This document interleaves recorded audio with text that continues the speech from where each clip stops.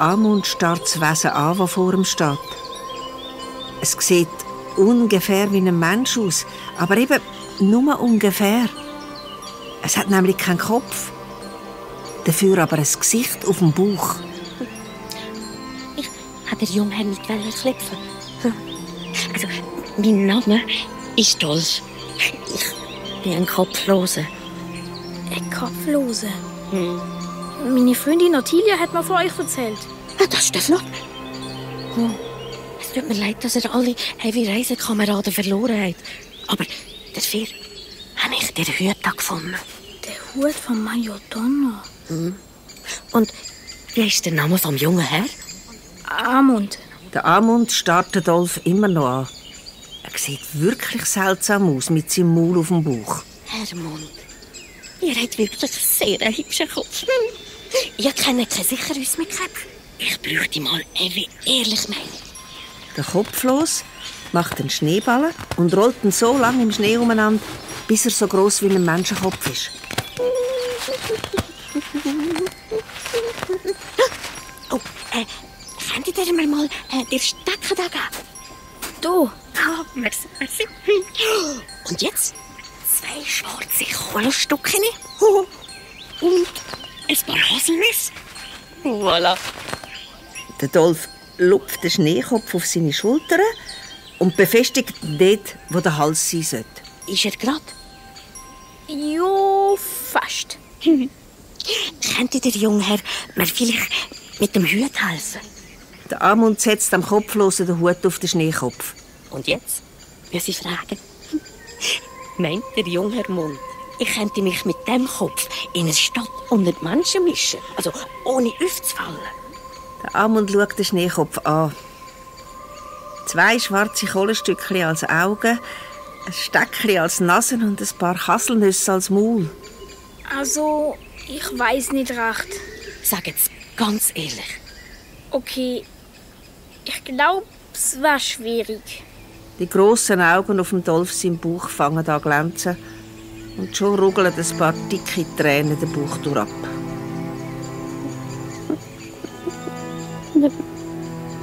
Merci vielmals.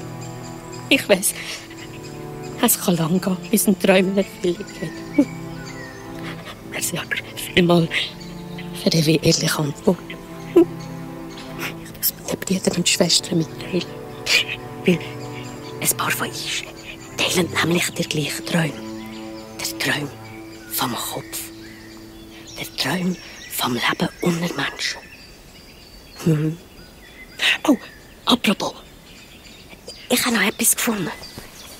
Der Dolf wühlt in seiner Tasche und holt eine Geige und einen Geigenbogen raus. Er gibt sie am Amund. Von der Geigenspielerin? Ja, so. So sieht also ein Giga aus. Ha, der Bischofsfisch redet die ganze Zeit von Gigamusik. Sie bringt ihn anscheinend zum Grennen. Tränen von einem Bischofsfisch. Wo finde ich den Bischofsfisch? Der Bischofsfisch? Der wohnt auch nicht im See. Aber also, ehrlich gesagt ist er nicht so gesellig. Wissen Sie auch, wo der Basilisk und die Mantikora wohnen, Herr Dolf? Ja, sicher schon. Also, der Basilisk, der wohnt im Sumpf und Mantikora hinter den Bergen. Aber vor denen würde ich mich in Nacht nehmen. Besonders vor der Mantikora. Ich muss sie aber unbedingt finden. Was für eine gefährliche Reise. Also, Herr Mund, nehmt den Hut als Schutz für das Wertvollste, was er hat. Einfach Kopf. Danke vielmals, Herr Dolf. Ja, also, adieu, junger Herr Mund. Adieu, Herr Dolf. Vielleicht sehen wir uns wieder von Angesicht zu Angesicht. Oh, schön war es. Schöne Weihnachten. Schöne Weihnachten. Was bedeutet das? Schöne Weihnachten. Jetzt muss ich vorwärts machen. Der Amund läuft zügig Richtung Sonnenaufgang zum See vom Bischofsfisch. Er muss pressieren. Morgen ist Herzogsnacht und dann soll das Mousse au Blamage serviert werden. Wenn ich alle Zutaten besorge, verzeiht mir der Bankettmeister vielleicht, dass ich ihn gekrabbelt habe. Vielleicht darf ich dann sogar morgen Abend beim Bankett servieren. Dann sehe ich Ottilia wieder. Um den Amund zu retten, muss Ottilia beweisen, dass irgendetwas nicht stimmt mit dem Musso Blamage. Darum verfolgt sie den rätselhaften Graf Wolf im Schaf. Durch eine Geheimtür ist sie im Schlossteil von ihrem Onkel gelandet. Dort geht die Spur von der Kriesestein weiter, wo am Graf Wolf im Schaf seinen Mops rausgewürgt hat. Dem armen Mops geht's wirklich nicht gut. Dort ist er, der Spion von meinem Onkel. Vor einer hohen Tür stehen 2 Wächter. Halt! Das ist dem Herzog Nickbert seine Bibliothek. Du Spatzenhirni! Ottilia sieht, wie der Graf seinen Schnauz packt und abreißt. Au! Aua!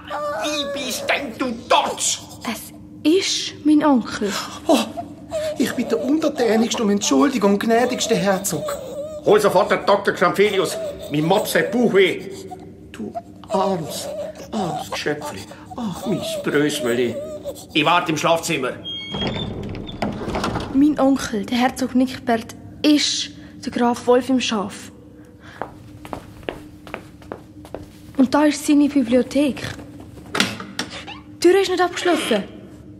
In der Bibliothek ist es ganz düster. Es dauert eine Weile, bis Ottilia ihre Augen sich an die Dunkelheit gewöhnt haben. Dann sieht sie es.